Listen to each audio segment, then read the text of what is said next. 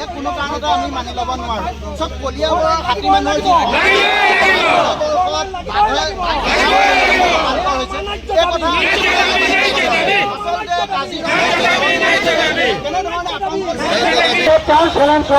কলিয়াবৰৰ ৰাইজৰ, কলিয়াবৰৰ মহিলা শক্তিৰ, কলিয়াবৰ দল সংগঠনৰ এয়া প্ৰতিক্ৰিয়া, এয়া আমাৰ দাবী মানিবই লাগিব।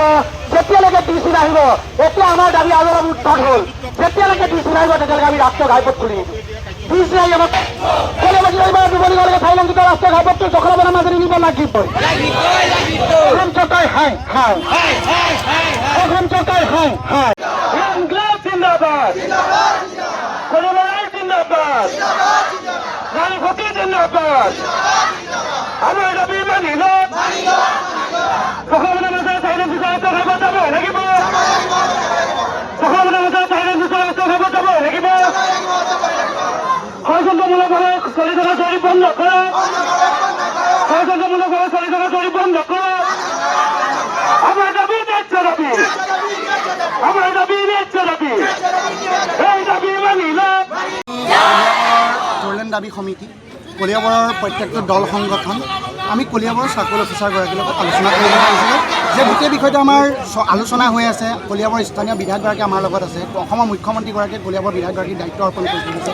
আমি যোৱা বৰ্ষও ভাৰত চৰকাৰৰ পথ পৰিবহণ মন্ত্ৰী নীতিন গাডকাৰীৰ লগত সাক্ষাৎ কৰিছোঁ, এই বৰ্ষও সাক্ষাৎ কৰিম। গোটেই বিষয়টো আলোচনা হৈ আছে।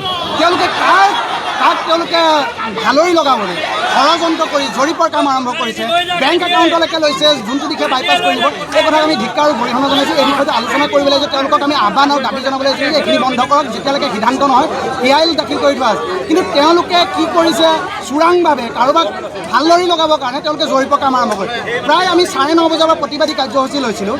আমি প্ৰায় 1.5 ঘণ্টা 2 ঘণ্টা তাত প্ৰতিবাদ কৰিলোঁ। তেওঁলোক নাহিলে, তেওঁলোকক কলিয়াবৰ আৰক্ষী বিষয়াগৰাকীয়ে মাতিলে।